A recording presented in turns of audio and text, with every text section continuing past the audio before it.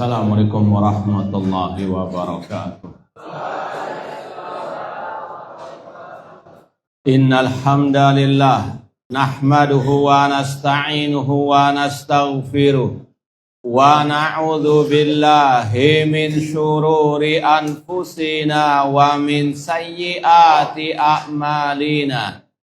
Man yahdihillahu fala mudhillalah wa man yudlil fala hadiyalah. Asyhadu an la ilaha illallah wahdahu la syarikalah wa asyhadu anna Muhammadan abduhu wa rasuluh. Ya ayyuhalladzina amanu taqullaha haqqa tuqatih wa la tamutunna illa wa antum muslimun.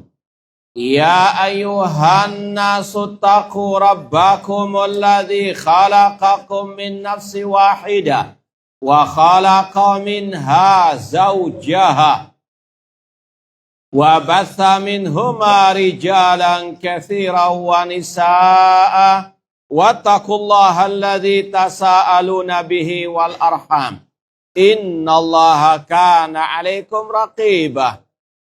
Ya ayyuhalladzina amanu taqullaha wa qulu qawlan sadida yuslih lakum a'malakum wa yaghfir lakum dhunubakum wa may yuti'illaha wa rasulahu faqad faza fawzan 'azima.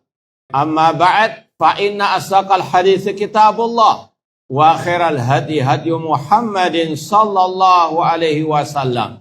Wa syaral umuri muhdatsatuha wa kulla muhdatsatin bid'ah wa kulla bid'atin dhalalah wa kulla dhalalatin finnar. Kaifa halukum? Musta'idun?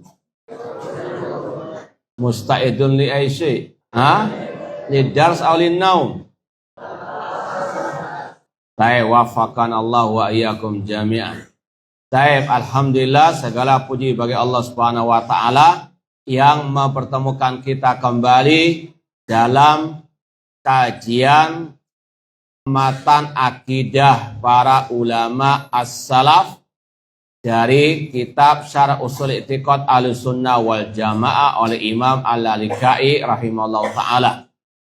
Dan kita sekarang sampai pada akidah Imam Sahal bin Abdillah At-Tustari rahimahullahu ta'ala. Semoga Allah subhanahu wa ta'ala senantiasa memberikan kepada kita keistiqomahan dalam belajar akidah salaf dan berpegang teguh dengannya sampai akhir hayat kita nanti.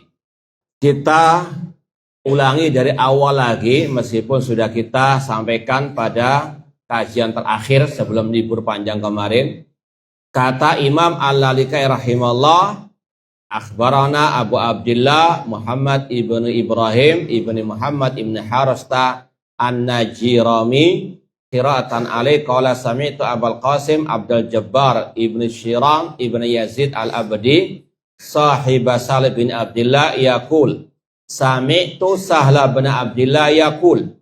Kata murid Sahal bin Abdillah, aku pernah mendengar Sahal bin Abdillah berkata, wa qila lahu mata ya'lamur rajulu annahu ala sunnati wal jamaah.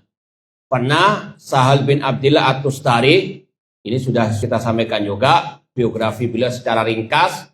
Beliau wafat tahun 283 Hijriah. Yang mungkin baru masuk. Beliau ulama Ahlus Sunnah di abad ketiga Hijriah. Tepatnya tadi wafat tahun 283 Hijriah. Salah satu murid beliau yang terkenal Imam Al-Barbahari rahimahullah ta'ala, penulis kitab Syarhus Sunnah. Itu ringkasnya. Kata sang murid yang bernama tadi Abdul Jabbar, aku mendengar Sahal bin Abdillah At-Tustari ditanya kapan seseorang tahu dirinya di atas sunnah dan jamaah. atau kapan dia tahu dirinya termasuk ahlu sunnah wal jamaah? Maka Imam Sahal bin Abdillah At-Tustari menjawab, idza arafa min nafsihi asyra khisalin, apabila dia mengetahui dari dirinya 10 perangai akidah Ahlus Sunnah wal Jamaah berikut ini. Ini sudah kita sampaikan kata-kata 10 perangai atau 10 poin akidah, meskipun kalau dihitung cuma 9. Ini ada beberapa kemungkinan. Ada kemungkinan ada yang sakot atau yang terhapus. Dari manuskrip mungkin ada yang terhapus, wallahu a'lam. Atau yang kedua, ini min bab jaber kasr, menggenapkan sesuatu yang ganjil. Ini dalam kebiasaan orang Arab sudah biasa. Ya, misalnya jumlah barang 18 digenapkan 20-an lah. Ya, sekedar apa? Jaber kasr, menggenapkan yang ganjil. Ya, ini sekali lagi kalau dibaca isinya hanya 9 poin saja. Namun kata Imam Salah bin Abdillah At-Tustari, ya 10 perangai yang barang siapa berpegang dengannya maka dia termasuk golongan Ahlus Sunnah wal Jamaah. Kemudian kata-kata 10 perangai ini bukan pembatasan. Ya, karena prinsip akidah Ahlus Sunnah lebih dari 10 yang disebutkan di sini. Namun kebiasaan sebagian ulama terkadang menyebutkan yang dirasa olehnya itu lebih penting. Ya, atau memang dalam kondisi yang memang cukup menyebutkan hal tersebut saja.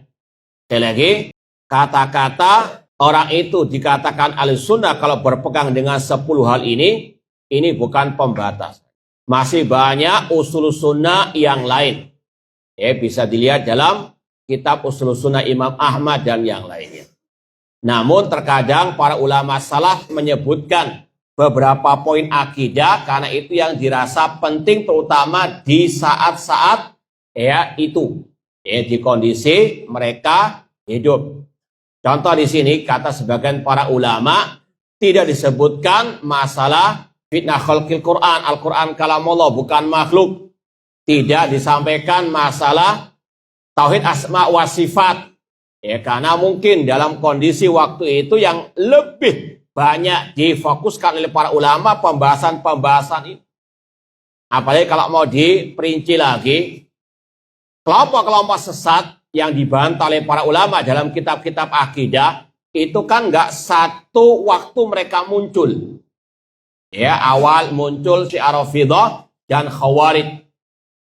Maka awal-awal munculnya mereka jarang pembahasan masalah tauhid asma wa sifat. Rata-rata membahas masalah pemberontakan, masalah babul iman, masalah ashabun Nabi sallallahu alaihi wasallam. Kemudian di akhir zaman para sahabat muncul kelompok Al-Qadariyah, dibahaslah masalah iman kepada takdir. Ya, kemudian di zaman tabi'in muncul Murji'ah, demikian seterusnya.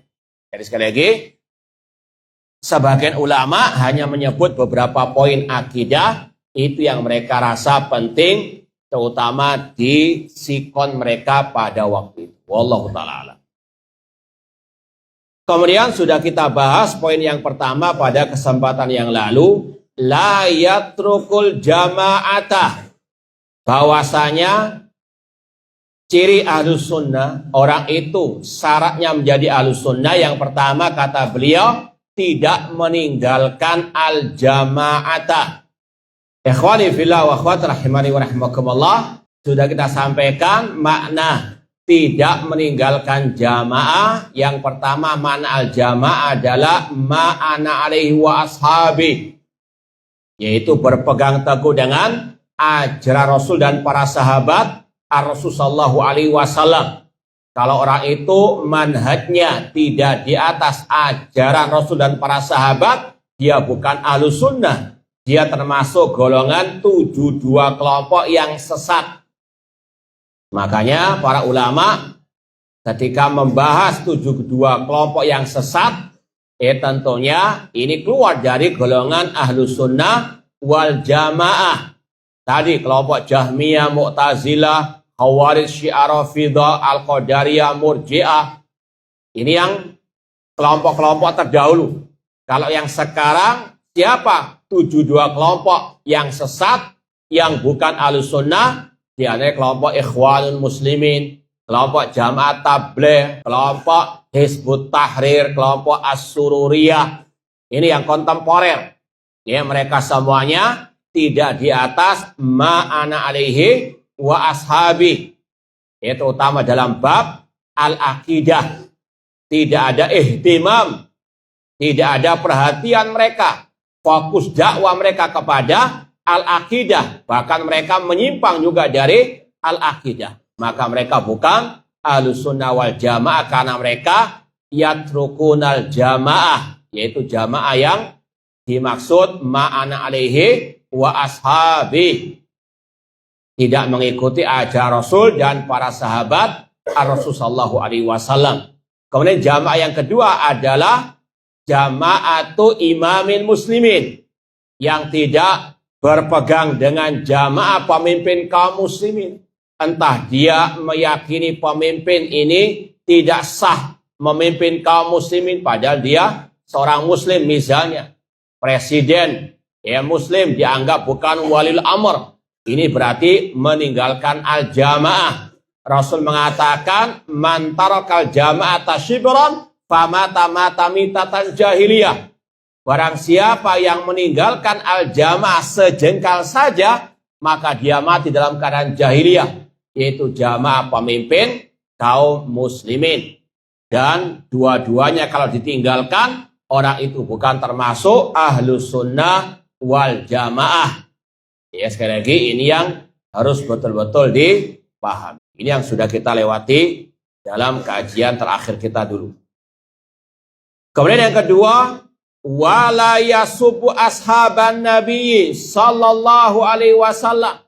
Kedua syarat orang itu menjadi Ahlus Sunnah, harus lisannya selamat dari mencaci maki para sahabat Nabi. Hatinya selamat dari iri dan dengki, dari kebencian kepada para sahabat Nabi sallallahu alaihi wasallam. Mungkin ya, ini untuk kelas 7. Kelas 7. Hari Kamis minggu yang lalu kita ada kajian Ba'da Maghrib kitab Mu'taqad Ahlussunnah wal Jamaah oleh Imam Harb Al-Kirmani. Itu ada 5 poin akidah Ahlussunnah wal Jamaah yang disebutkan. Ini ngetes karena kelas 7 katanya insya Allah minggu yang lalu dengar kajian kita. Betul enggak? Yang kelas 7 anak tanya. Mendengar enggak pengajian anak lewat rekaman atau lewat online hari Kamis yang lalu, minggu yang lalu? Hah? Ya, mendengar enggak? Anak tanya, antum semuanya kelas 7. Baik, jawab perwakilan atau berapa orang? Mendengar enggak hari Kamis malam Ba'da Maghrib? Mendengar ya? Baik, sekarang dites. Pendengarannya seksama atau? Baik, sebutkan 2 saja. 2 saja akidah Ahlussunnah terhadap para sahabat Nabi. Kelas 7. Nggak ada jawab. Taib anak korting 1 saja sudah. Diskon anak baru. Taib, kum. Ya, antum anak baru ya. Kelas 7. Ya, baik. Kum, mana mic-nya? Kasihkan. 1 saja akidah Ahlussunnah terhadap sahabat Nabi. Cool. Pakai mic-nya. Nggak jadi. Kenapa? Cool. Ya, nggak jadi. Baik, yang lain. Baik, padahal ini saya pikir pintu. 6. Cool. Coba. Mas muka? Min en? Dari mana? Amin Sidoarjo. Baik, wafakakallah. Baik, cool. Wajib membenci orang-orang yang mencela atau mencaci maki para Ahsanta barakallahu fik. Jazakallah khair. Hakada. Itu sebagaimana taib. Ana tes lagi yang kelas 11. Itu tadi potongan ucapan Imam At-Tahawi. Terjemahannya. Ana mau lengkapnya. Mau lengkap ucapan Imam Tahawi. Dan ini juga kita sampaikan pada kajian hari Kamis minggu yang lalu. Barangkali ada yang hafal. Kelas 11. Mada qalal Imam At-Tahawi rahimahullah fi aqidatihi an as-sahabah. Baik, tadi potongannya. Ada yang angkat tangan dari siapa itu? Yang belakang. Ada yang hafal? Baik, kelas berapa? Baik, mana mic-nya kasih. Jangan nyontek ya.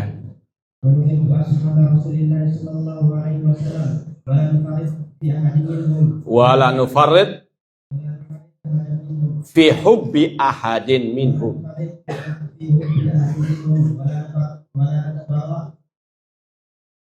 Min ahadihim. Kemudian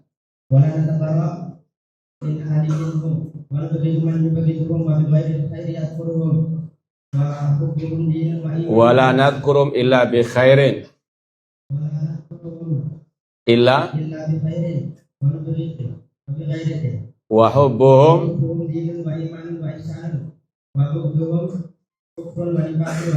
ahsanta barakallahu fiik. Barakallahu fiik.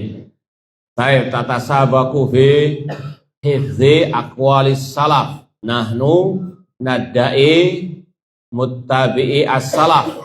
Nah, la siyama tulabul ilm, terutama para penuntut ilmu agama, selayaknya untuk memperbanyak hafalan ucapan salaf, untuk kita mengikat diri dengan salaf, ya tentunya ba'da kitabillah wa sunnati Rasul sallallahu alaihi wasallam. Kata Imam At-Tahawi rahimahullah, wa nuhibbu ashaba Rasul sallallahu alaihi wasallam, kita wajib mencintai semua para sahabat Nabi sallallahu alaihi wasallam, yaitu yang pernah berjumpa dengan Nabi, beriman dengan Nabi dan meninggal di atas keimanan.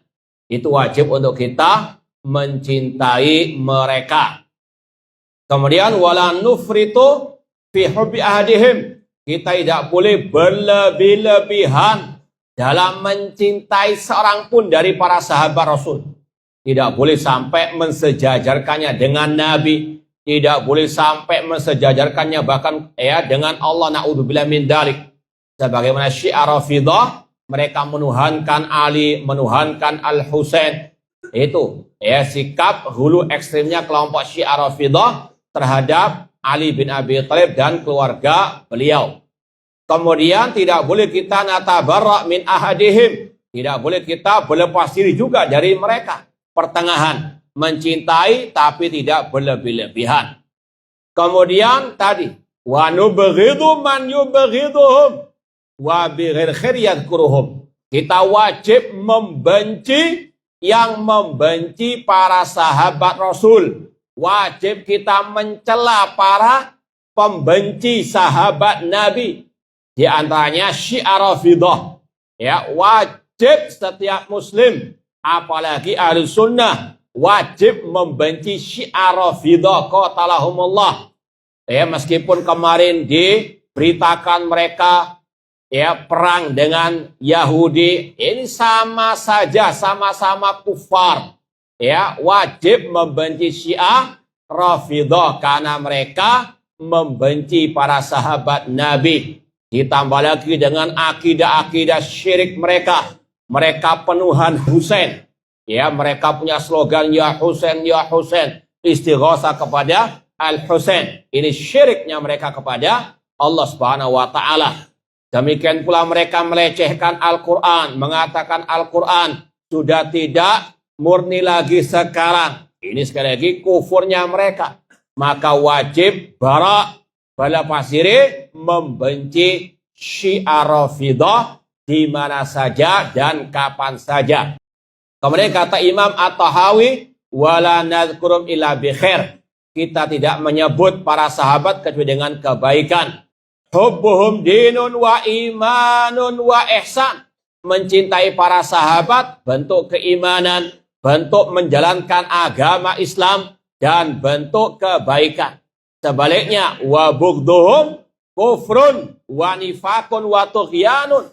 Sedangkan membenci para sahabat adalah kekufuran, adalah kemunafikan dan kesesatan.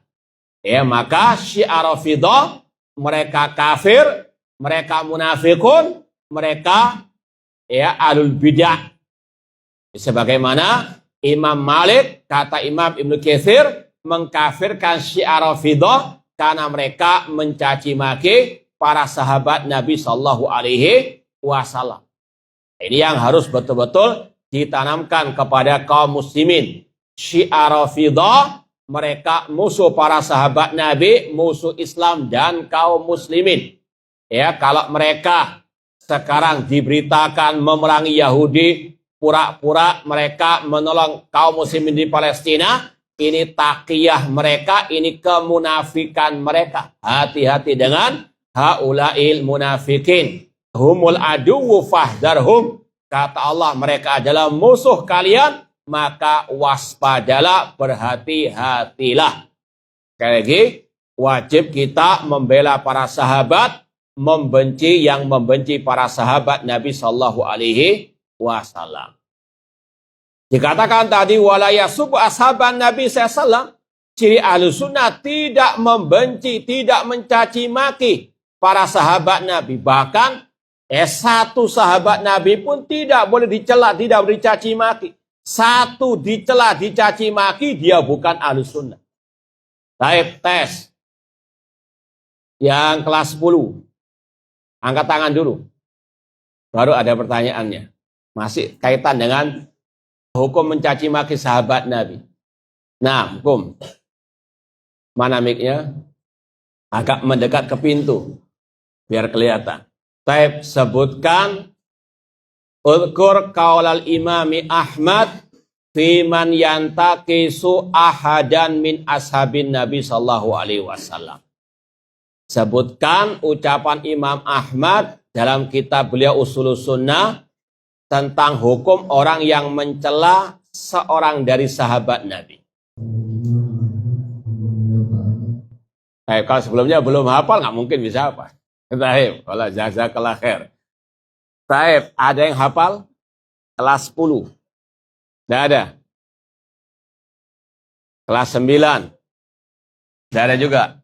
Taib, terserah siapa yang mau menjawab. Man qad hafidha qaulal imami Ahmad fi hadhil mas'alah. Taib, untuk ya qasah muwadzafin. Jangan terjemah bahasa Indonesia, tidak apa-apa. Atau bahasa Jawa, tidak apa-apa sudah. Nah, untuk para pegawai yang mau menjawab, meskipun dengan bahasa Indonesia terjemahannya la ba'as. Adapun untuk thalabul ilmi bil lughah Arabiyah. Ini sering kita sampaikan, kalau yang ikut kajian-kajian kita berkaitan dengan as-sahabah, sering kita sampaikan. Nah, tidak ada. Taib.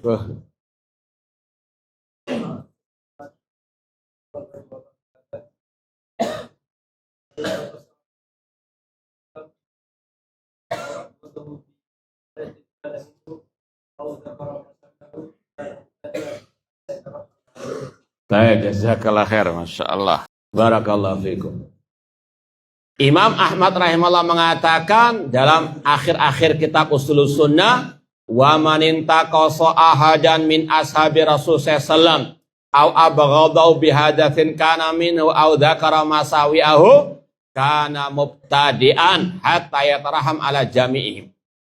Kata Imam Ahmad rahimahullah, barang siapa yang mencela, memperolok satu saja sahabat Nabi, atau dia membencinya karena suatu sebab, atau dia menyebut kejelekan-kejelekan sahabat tersebut, maka dia ahli bid'ah. Makanya tadi, syarat orang menjadi ahli sunnah tidak mencela sahabat Nabi. Kalau dia mencela satu saja sahabat Nabi, mubtadi'. Apalagi mencela banyak para sahabat Nabi. Apalagi seperti Syiah Rafidhah membenci mayoritas sahabat Nabi, bahkan menuduh para sahabat Nabi kafir murtad kecuali beberapa saja. Ya, sebagaimana kata tokoh mereka Al-Qulairi, Kana nasu ala ridda ba'da wafati Rasul SAW ila salasa. Manusia sepeninggal Rasul, maksudnya para sahabat murtad setelah Rasul meninggal dunia kecuali 3 saja. Salman, Abu Dzar, dan Al-Miqdad. Ya, tentunya dengan Ali bin Abi Thalib. Intinya ini Syiah Rafidhah luar biasa caci maki dan kebenciannya kepada para sahabat Nabi. Dan ini bukan di zaman dulu saja, sampai detik ini juga demikian. Bahkan sudah sering kita sampaikan, ada di YouTube ucapan tokoh Syiah Rafidhah yang ada di Timur Tengah sana, qatalahullah. Dia ketika mendikte orang masuk agama Syiah, didikte 4 kalimat syahadat. Di antaranya asyhadu anna Abu Bakar wa Umar wa Utsman wa Aisyah wa Hafsah finnar. Naudzubillah min dzalik. Dia mengatakan, aku bersaksi bahwa Abu Bakar, Umar, Utsman, Aisyah dan Hafsah di neraka. Naudzubillah min dzalik. Sampai demikian kebencian dan caci makian mereka kepada para sahabat Nabi. Maka seorang muslim sekali lagi di mana saja berada wajib membenci Syiah Rafidhah karena mereka membenci ummahatul mukminin. Ibu kita. Kalau ada orang yang mencaci maki, masa kita apa? Senyum-senyum, kita diam, kita tidak membela ibu kita. Ini apalagi ummahatul mukmin Aisyah dikatakan di neraka. Naudzubillah min dzalik. Sekali lagi harus betul-betul ada pembelaan terhadap para sahabat, di antaranya membenci para sahabat Nabi Shallallahu Alaihi Wasallam. Bahkan orang yang membenci tadi kebanyakan para sahabat bukan hanya alil bid'ah, bahkan keluar dari al-Islam. Sebagaimana Syiah Rafidhah dikafirkan oleh Imam Malik karena mereka membenci para sahabat Rasul secara mayoritas. Adapun dalil-dalil tentang masalah ini sangat banyak. La tasubbu ashabi. Jangan kalian mencaci maki para sahabatku, kata Rasul. Man sabba ashabi fa alaihi laknatullah wal malaika wan nasi ajmain. Barang siapa mencaci maki sahabatku, maka baginya laknat Allah, laknat para malaikat, dan laknat semua manusia. Pindah poin yang ketiga. Wala yakhruju ala hadil ummah bisayf. Ciri syarat menjadi ahli sunnah, tidak boleh keluar memberontak terhadap umat Islam dengan pedang. Poin ini untuk membantah kelompok Al-Khawarij. Mereka dinamakan Khawarij karena mereka yakhrujun min imamin muslimin wa jama'atil muslimin. Dinamakan kelompok Khawarij karena dari kata-kata kharaja yakhruju, li'annam kharaju, karena mereka keluar memberontak terhadap pemimpin kaum muslimin dan juga kaum muslimin. Mereka suka menumpahkan darah kaum muslimin tanpa hak. Sebagaimana kata Rasul, yaqtuluna ahlal Islam wa yada'una ahlal awthan. Mereka membunuh kaum muslimin, namun mereka meninggalkan para penyembah berhala. Kaum Khawarij sejak dahulu kala demikian. Mereka lebih membenci kaum muslimin yang mereka anggap murtad daripada kaum musyrikin yang menyembah berhala. Sekali lagi ini yang wajib untuk dipahami. Kelompok Syiah dan Khawarij, mereka nenek moyang ahlil bid'ah. Baik, untuk kelas 9 ya. Mungkin yang belum dapat hadiah. Sebutkan salah satu hadis Rasul tentang Khawarij dan ciri Khawarij. Hadis tentang Khawarij dan ciri Khawarij. Satu hadis tentang Khawarij, di situ ada ciri-ciri mereka. Taib.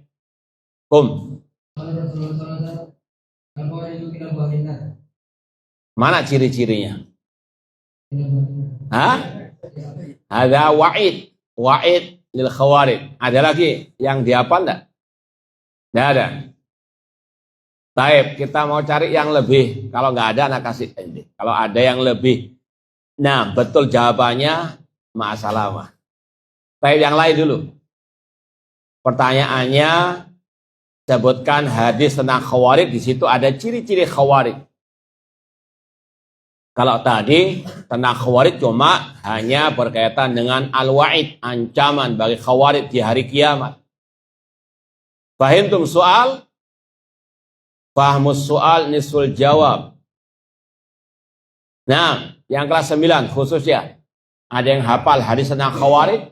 Yang di situ ada ciri-ciri mereka? Tidak ada. Yang kelas 8. Mana kelas 8? Sebelah situ ya? Hah? Taib, had.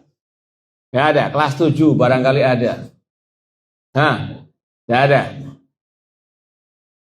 Taib khusus kelas 7. Ada pertanyaan yang khusus, yang istimewa. Sebutkan 4 kelompok sesat. Ya, jangan protes. Ini, nah, diskon untuk, ya, disurah. Yang kelas 7. Spesial untuk kelas 7 aja. Taib, mendekat ke pintu biar kita lihat wajahnya. Wajah anak-anak baru, Masya Allah. Allah ibarik fikum jami'an. Siapa yang jawab? Berdua, duet. Hah? Taib, silakan. Mas Muka? Hah? Taib, min aina jita? Min Surabaya. Taib, sebutkan 4 kelompok sesat. Hah? Irfa sotak. Yang keras suaranya. Apa dia? Sebutkan 4 kelompok sesat. Tak. Anak barangkali telinga anaknya. Sini. Tidak apa-apa sih disotot. Ya. Paham pertanyaannya. Sebutkan 4 kelompok sesat. Taib, anak kasih kortingan. 2 saja sudah. Hah? Syiah, ya, itu satu lagi.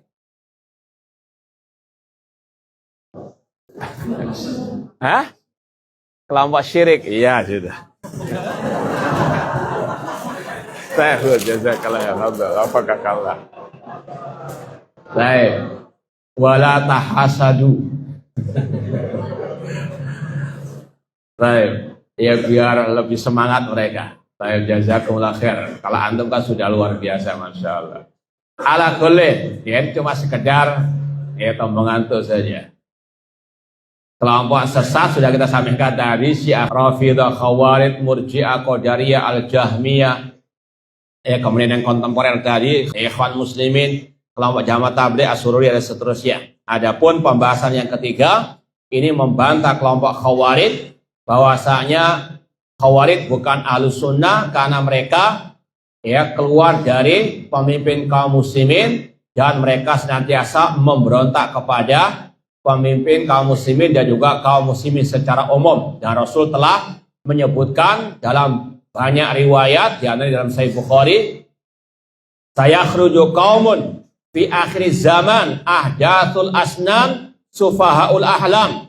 Kata Rasul, akan keluar dari umat ini sekelompok orang yang masih muda belia namun bodoh akalnya. Yaqra'una min qawli khairil bariyah. Mereka rajin membaca Al-Quran namun la yujawizu hanajirahum. Tidak sampai kepada kerongkongan mereka. Mereka rajin membaca Al-Quran namun tidak paham Al-Quran dengan pemahaman yang benar. Yamrukuna minad din kama yamruku sahmu minar ramiyah. Mereka keluar dari Islam sebagaimana keluarnya anak panah dari sasarannya, alias ekstrim, meskipun mereka tidak sampai kepada kekafiran. Intinya, kelompok Khawarij ini wajib diwaspadai dengan segala pemikiran mereka, dan mereka masih eksis sampai nanti keluarnya ad-Dajjal. Kata Rasul, ya la yazaluna yakhrujun hatta yakhruja akhirum ad-Dajjal. Kata Rasul, senantiasa kelompok Khawarij itu eksis, mereka tetap nongol sampai yang terakhir keluar bersama ad-Dajjal. terutama bagi syabab, harus waspada, harus dibentengi dengan akidah salaf, terus murojaah akidah salaf, karena syubhat khawarij khotofa luar biasa cepat menarik terutama para syabab yang masih luar biasa semangat mereka yang membara, tanpa diiringi dengan akidah salaf mungkin mudah untuk dijebak dengan akidah sesat al-khawarij. Maka hati-hati. Intinya ikhwani fillah, wala yakhruju ala hadil ummah bisayf. Ciri ahli sunnah, syarat menjadi ahli sunnah tidak memberontak kepada pemimpin kaum muslimin. Dan kata-kata bisayf ini bukan pembatasan. Mungkin ada yang menganggap namanya khawarij, dan itu ada. Ya, dulu pernah kita dialog dengan seorang ustadz yang ngaku sunnah, tapi dia membela tokoh khawarij dengan alasan dia kan tidak ikut aliran kelompok bawah tanah yang menghunuskan pedang atau yang ngebom.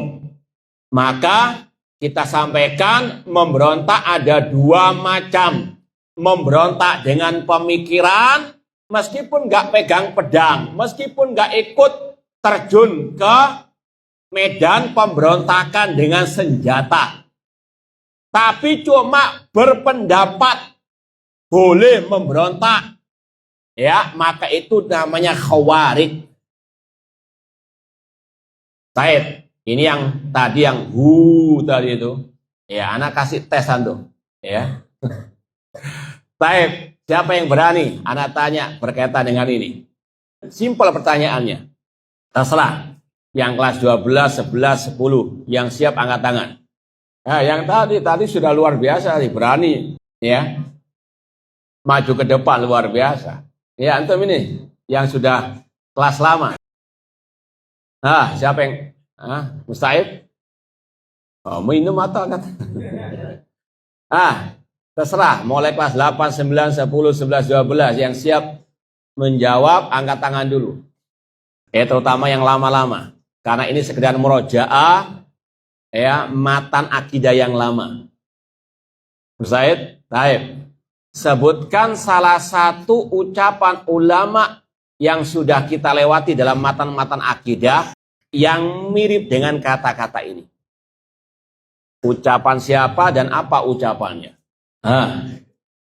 Kan kita sudah pelajari akidah Imam Humaidi, Sufyan Ats-Tsauri, Abu Tsaur, Sufyan bin Uyainah.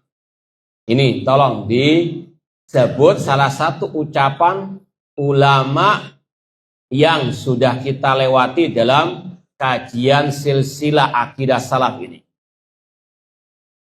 Nah, jangan musyawarah. Baik. Sudah nggak tahu? Kasih yang lain, kesempatan yang lain. Tanpa nyontek, tanpa browsing. Ketemu? Taib, ketemu ada? Nggak, belum ketemu. Taib, yang sudah menemukan jawabannya, man. Jawab apa? Jawab. Kelas 11, 10, 9. Taib. Kasih mic-nya. Kita sudah pernah belajar, kita tahu di sini. Lah. Tidak ada. Yang kita pelajari dari matan-matan akidah di kajian ini. Oh, ini yang mau jawab ya? Sulaiman. Yang lain? Tidak ada.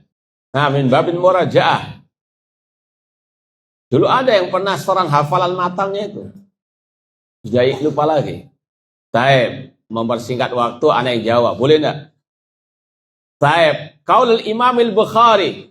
Di akhir akidah Imam Bukhari, beliau mengatakan, wa alla yaras saifa ala hadhil ummah. Kata Imam Al-Bukhari, ahlu sunnah wal jamaah tidak membolehkan mengangkat, menghunuskan pedang atas umat ini. Dan ucapan beliau itu kata sebagian ulama lebih dikoh, lebih teliti dibandingkan di sini. Kalau di sini yang dikatakan bukan ahli sunnah itu kalau memberontak dengan pedang.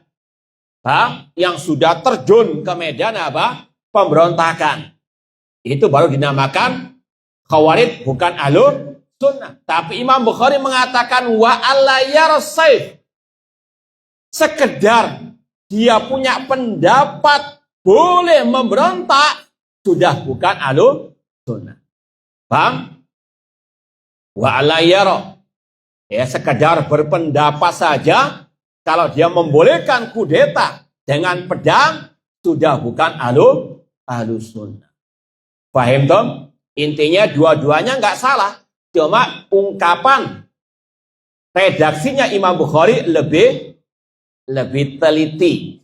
Ya, Ahlus Sunnah itu tidak berpendapat bolehnya kudeta terhadap umat atau tidak membolehkan menghunuskan pedang terhadap umat al-Islam. Ya, meskipun sudah kita sampaikan pemberontakan, kudeta ada dua, kudeta dengan senjata dan kudeta dengan apa? Pemikiran. Paham dong? Makanya di antara sekte Khawarij namanya Al-Qa'adah. Dari kata-kata Qa'adaya Qa'udu. Artinya apa? Duduk. Dia nggak ikut menghunuskan pedang, cuma duduk saja, tapi dia membolehkan, menyeru umat untuk memberontak. Sama dinamakan Al-Khawarij, bahkan Akhbathul Khawarij Al-Qa'adah.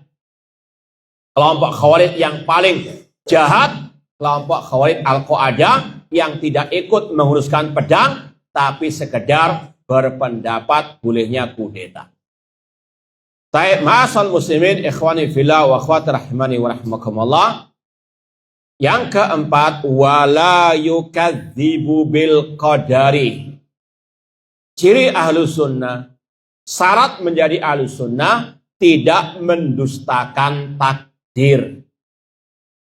Ini untuk membantah kelompok Al-Qadariyah. Entah Qadariyah yang ekstrem atau yang moderat meskipun tetap sesat. Kelompok Qadariyah ada dua kata para ulama. Yang ekstrem yaitu yang mengingkari ilmunya Allah dengan mengatakan Allah tidak mengetahui sesuatu sampai terjadinya sesuatu itu. Ini yang hukumnya kufur akbar. Taib kelas berapa ini? Yang 8 atau 9, 10. Silakan kalau mau menjawab angkat tangan dulu. Masalah takdir atau masalah Al-Qadariyah. Ada yang mau jawab? Silakan angkat tangan dulu. Taib, kum. Sebutkan dua ucapan salaf atau dua ulama salaf dan ucapan mereka yang mengkafirkan kelompok Qadariyah yang ekstrim tadi. Ana ulangi lagi. Sebutkan dua nama ulama salaf yang mengkafirkan kelompok Qadariyah yang ekstrem dan apa ucapan mereka. Ini sekedar murojaah, insya Allah sudah kita lewati dalam pembahasan sebelum-sebelumnya. Nah, Abu Thawr, mada qol? Ada dah. Baik, apa ucapan beliau? Ini masih ada di bukunya. Innal qadariyatu man qala anna Allah lam yakhluq af'al ibad walakin al-ma'asi lam yuqaddir Allah ayat lam yakhluq. Maulai qadariyah la yusalahul mau wa amalikum wala. Baik, ini Qadariyah yang moderat ini. Tapi la ba'as, qad hafidh. Baik. Ia masih belum tepat tapi karena dia sudah murojaah ucapan Abi Thawr nukrimu. Jadi masih belum tepat. Ini yang disampaikan oleh Imam Abu Thawr berkaitan dengan Al-Qadariyah yang moderat, bukan yang hula. Karena yang diingkari masalah al-ma'asi. Nah, ya, yang lain masih kita buka pertanyaan tadi. Sebutkan dua nama ulama salaf dan ucapan mereka yang mengkafirkan kelompok Qadariyah yang ekstrim, yang mengingkari ilmunya Allah. Nah, kelas 10, 11, 12 silakan. Atau kelas 7 kalau ada yang hafal? Tidak ada. Baik, kalau tidak ada, anak yang jawab. Yang pertama, ucapan Abdullah bin Umar radhiyallahu anhuma ketika beliau mendengar ucapan Al-Qadariyah yang muncul di zaman beliau mengatakan Allah qadar wa anal amra unfun, maka beliau mengatakan walladzi nafsi biyadih lau anna adahum anfaqa mislahudin dahaban ma qabilallah hatta yu'mina bil qadar. Demi Allah yang jiwaku ada di tangannya, seandainya salah satu dari kelompok Qadariyah yang ekstrim tadi menginfakkan satu gunung Uhud emas, tidak akan Allah terima sampai dia beriman kepada takdir, yaitu kepada ilmunya Allah yang azali. Kemudian yang kedua, ucapan Imam Asy-Syafi'i rahimahullah, naziru al-qadariyah bil ilmi fa in aqarru khusimu fa in ankaru kafaru. Berdebatlah dengan kelompok Qadariyah yang ekstrim tadi dan bahaslah tentang ilmunya Allah. Jika mereka mengakui, mengikrarkan ilmunya Allah, mereka kalah dalam debat. Kalau mereka mengingkari ilmunya Allah, kafaru, mereka kafir. Ini sekali lagi kelompok Qadariyah yang mendustakan takdir. Yang pertama yang ekstrim, ini hukumnya kufur, keluar dari Islam. Yang kedua, kelompok Al-Qadariyah yang moderat, yaitu tadi yang menafikan af'alal ibad, yang mengatakan maksiat itu tidak ada campur tangan kehendak Allah, yang disampaikan oleh Imam Abu Thawr tadi. Nah, intinya Ahlus Sunnah mengimani takdir dengan 4 tingkatannya. Baik, ini kelas 7, Ya, bangun kelas 7. Sebutkan 4 kandungan iman kepada takdir. Barangkali sudah 6, ada yang khatam pembahasan rukun iman yang 6.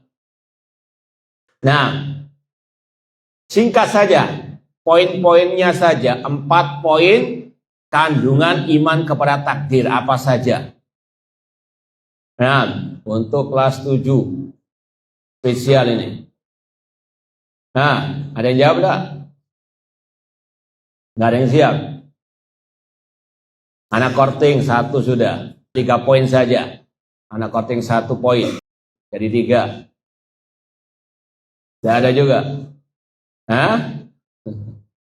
Baik, kalau yang lain saya paham nanti rebutan. Yang pertama apa? Al-ilmu. Yang kedua, ya al-kitabah. Yang ketiga, al-masyiah. Dan yang keempat, baik, yang kelas 7 kalau bisa dicatat, qayyidul ilma bil kitabah. Mengimani takdir itu harus mengimani 4 hal. Yang pertama, mengimani ilmunya Allah, bahwasanya Allah mengetahui apa yang telah terjadi, apa yang sedang terjadi, apa yang akan terjadi, bahkan apa yang tidak terjadi, seandainya terjadi dan bagaimana kejadiannya. Ya, mengimani ilmunya Allah. Yang kedua, mengimani catatan takdir. Semuanya sudah Allah catat dalam Lauhul Mahfuz. Seperti tadi, ya, siapa yang dapat hadiah hari ini, sudah Allah apa? Catat dalam Lauhul Mahfuz 50.000 tahun sebelum pencipta langit dan bumi. Sebelum kita diciptakan, sudah Allah catat siapa yang dapat hadiah apa saja hadiahnya tadi, karena menjawab pertanyaan apa tadi, ya. Ini sekali lagi sudah apa? Maktub fil Lauhil Mahfuz. Maka yang nggak dapat hadiah jangan apa? Jangan iri, jangan putus asa. Semua sudah apa? Allah takdirkan. Insya Allah lain kesempatan dapat, insya Allah.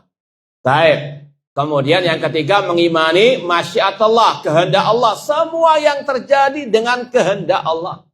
Apa yang kita tadi sampaikan, apa yang terjadi jangan jauh-jauh di sekitar ini. Ya, semuanya dengan apa? Kehendak Allah. Enggak mungkin ada yang terjadi tanpa kehendak Allah. Masya Allah kana wa malam yasha' lam yakun. Apa yang Allah kehendaki pasti terjadi, dan apa yang tidak Allah kehendaki tidak mungkin apa? Terjadi.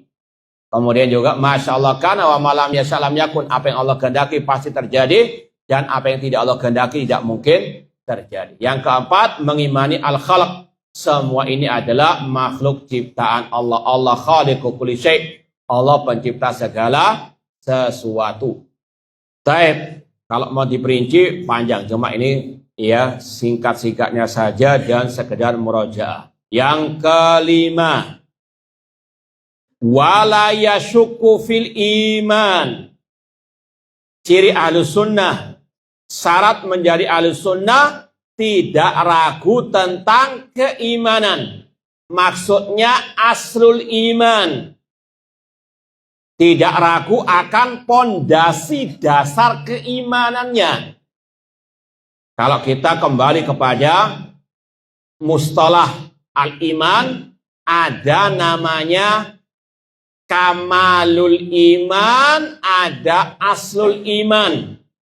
Kesempurnaan iman dan dasar keimanan. Apa aslul iman? Yaitu 6 rukun iman. Ya, aslul iman 6 rukun iman. Tidak boleh ada keraguan dalam diri kita tentang 6 rukun ini. Ana amantu billah wa malaikati wa kutubi wa rusuli wal yaumil akhir. Ya, wa bil qadari khairi wa syarri. Imanan jaziman. Itu yang harus apa? Dipahami. Masalah pondasi keimanan tidak ada ya keraguan sama sekali. Seperti yang Allah firmankan dalam surat Al-Hujurat, innamal mu'minuna alladzina amanu billahi wa rasulihi tsumma lam yartabu. Sesungguhnya orang yang beriman adalah yang beriman kepada Allah dan Rasulnya, kemudian mereka tidak ragu. Tidak boleh ada keraguan tentang dasar keimanan kita. Amantu billah wa malaikati wa kutubihi wa rusuli wal yaumil akhir wa bil qadar khairihi wa syarri. Ini tentang apa? Dasar iman, aslul iman. Adapun tentang kamalul iman, kesempurnaan iman, cabang-cabang keimanan, maka kalau kita mengatakan saya mukmin, insya Allah. Kalau berkaitan dengan apa? Kesempurnaan iman. Boleh pakai insya Allah. Paham ya? Anak ulangi lagi. Istilah al-iman di sini ada 2 istilah yang harus dipahami, dibedakan. Aslul iman, dasar keimanan. Maksudnya apa dasar keimanan di situ? Rukun iman yang 6. Tidak boleh ada keraguan. Tidak boleh mengatakan amantu billah wa malaikati wa kutubi wa rusuli wal yaumil akhir wal qadar khairi insyaallah. Nggak boleh.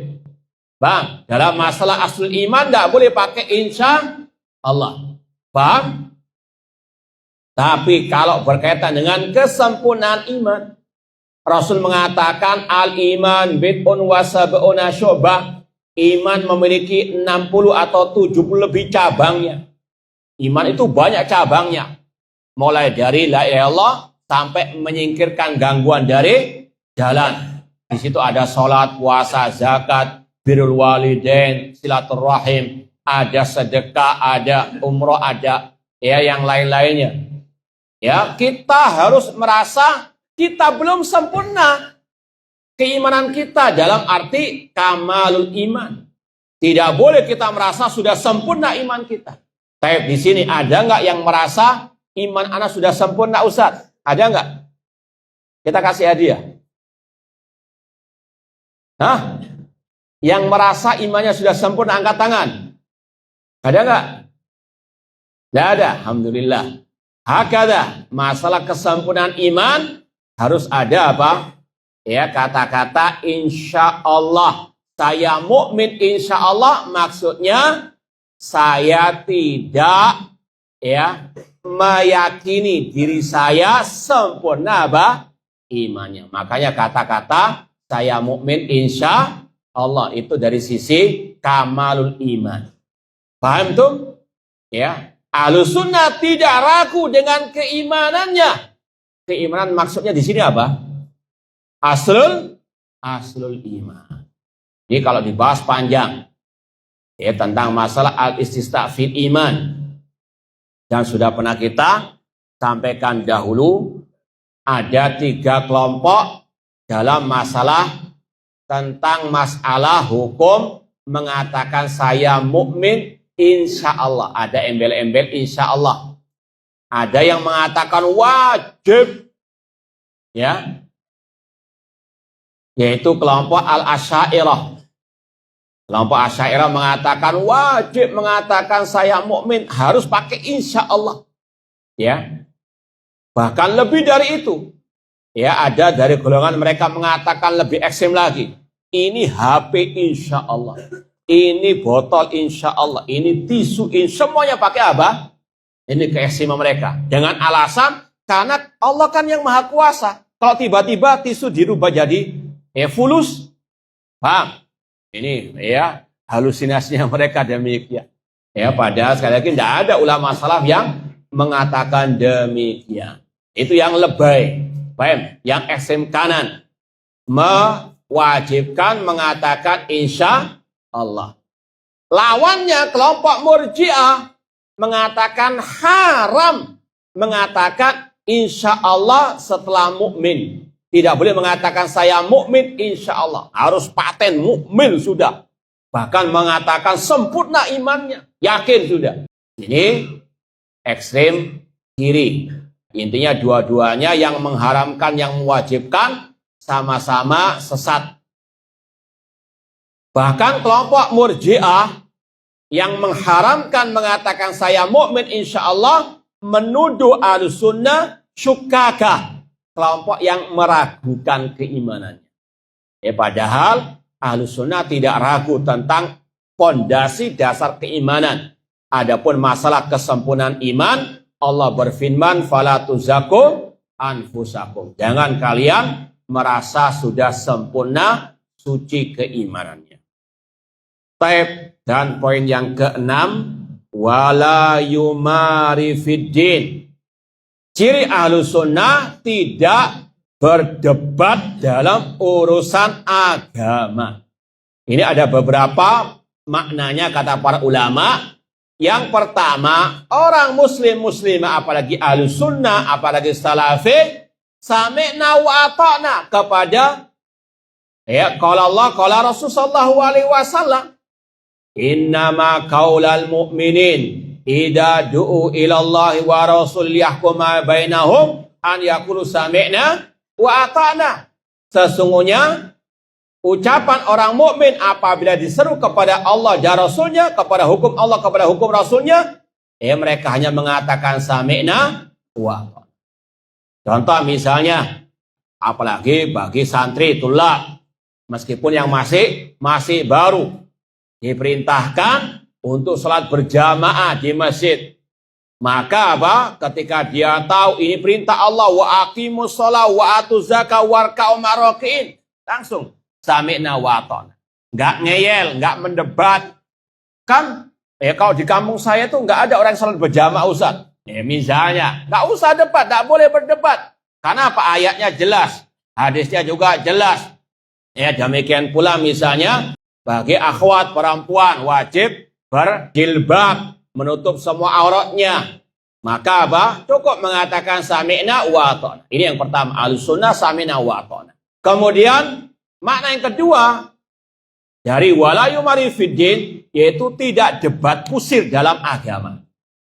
Meskipun antara teman sendiri berdebat dalam hal-hal yang tidak ada manfaatnya. Yang hanya sekedar nanti menimbulkan permusuhan. Misalnya debat masalah apa? Kenapa kok kita pakai apa itu? Kartu identitas. Kok warnanya putih, nggak warnanya hitam? Kok nggak warnanya pink, nggak warnanya biru? Misalnya debat masalah nggak selesai. Besok lanjut lagi. Masalah cuma apa? Masalah tali identitas misalnya. Ini sekali lagi wala yumari fiddin. Ini bukan hanya berkaitan dengan akidah, bahkan berkaitan dengan masalah-masalah urusan dunia yang itu akan menimbulkan polemik dan permusuhan yang terkadang nggak ada apa faedahnya.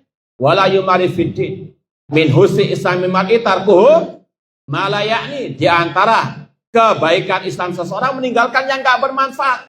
Di antara debat kusir yang ada apa? Manfaatnya. Kemudian yang ketiga maknanya tidak boleh berdebat dengan ahli bid'ah.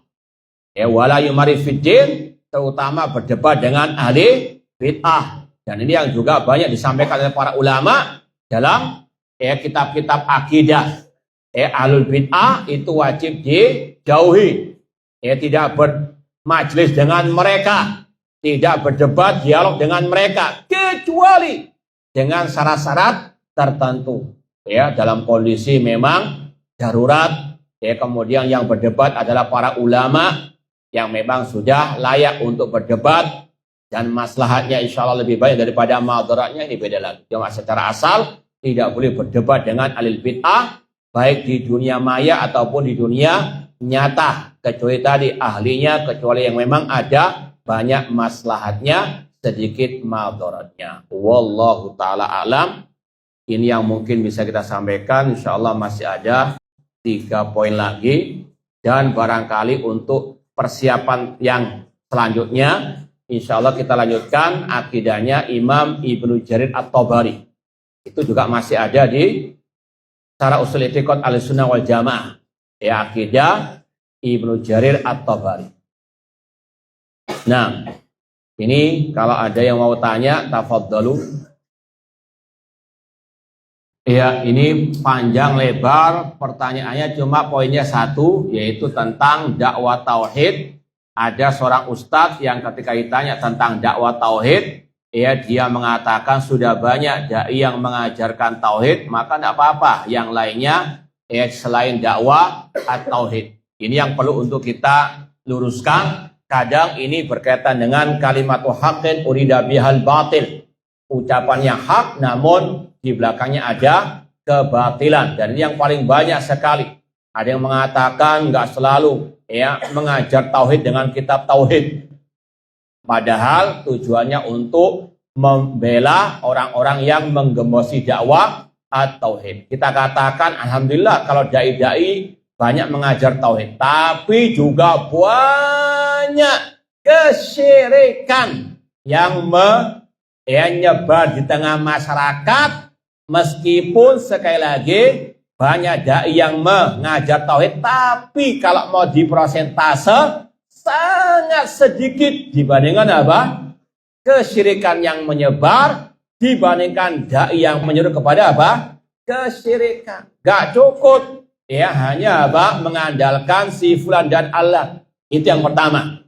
Kemudian yang kedua, yang mengatakan seperti itu dakwanya mulai dari lulus Madinah sampai 10 tahun tidak membahas lagi, tidak ada fokus lagi dakwah kepada apa?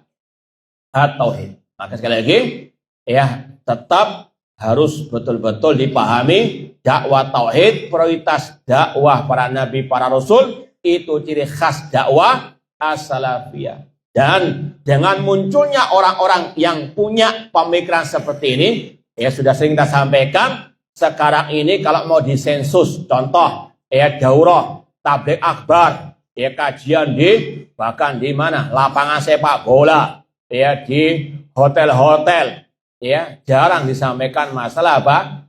At-tauhid.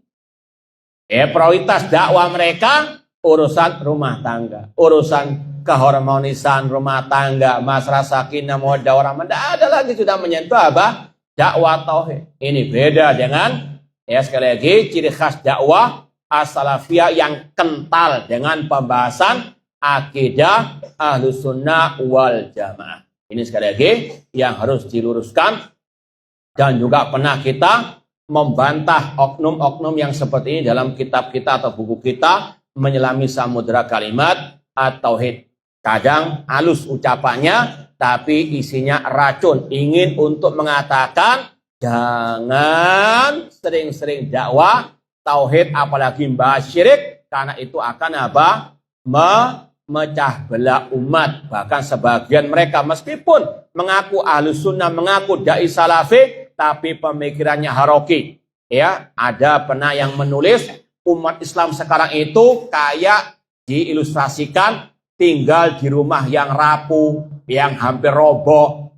Kemudian di luarnya itu ada harimau, ada serigala, ada buaya. Masa ya antara umat Islam cekcok, debat, bantah-membantah, sedangkan di luar ada kelompok sekuler, kelompok liberal, komunis. Ya, apa maksudnya? Ya tadi, ya ini pemikiran harokah, kelompok Ikhwanul Muslimin, jangan membantah sesama muslim meskipun dia alil bid'ah, karena musuh kita orang kafir, Yahudi dan sebagainya. Ini sekali lagi adalah pemikiran Ikhwanul Muslimin. Hasan al-Banna nata'awana fima tafaqna alaih wa ya'dzur ba'na fima ikhtalafna fi. Ya, sekali lagi hati-hati syubhat meskipun dari oknum-oknum dalam sendiri yang mengaku Ahlus Sunnah. Makanya pentingnya terus belajar ngaji akidah dan manhaj agar kita tidak terpengaruh dengan syubhat-syubhat ya dari dalam maupun dari luar. Wallahu taala alam.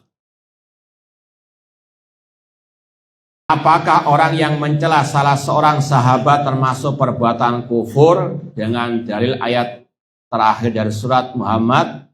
Tidak, ya, kecuali kata para ulama kalau dia mencela Aisyah radhiyallahu anha, menuduhnya dengan tuduhan yang telah Allah sucikan beliau darinya. Dan itu yang juga diyakini oleh Syiah Rafidhah sampai detik ini. Ya, makanya mereka kafir dari berbagai arah, dari berbagai segi. Di antaranya menuduh Aisyah dengan tuduhan yang Allah telah sucikan beliau darinya.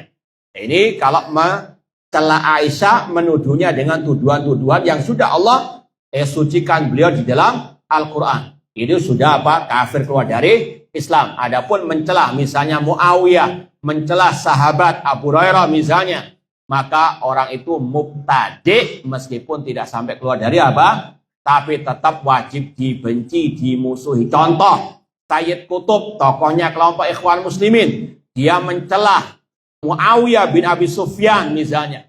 Maka cukup satu saja yang dia celah, kewajiban kita berlepas diri, kewajiban kita membencinya, dan menyatakan Sayyid Qutb mubtadi ahlil bid'ah, seperti yang juga dijelaskan oleh para ulama atau masyayikh dakwah as-salafiyah. Jadi bedakan mencela satu sahabat Rasul secara umum tidak kafir, namun dia mubtadi, kecuali tadi mencela Aisyah, menuduhnya dengan tuduhan yang Allah telah lepaskan beliau dari tuduhan tersebut. Karena itu bentuk mendustakan ayat Al-Qur'anul Karim.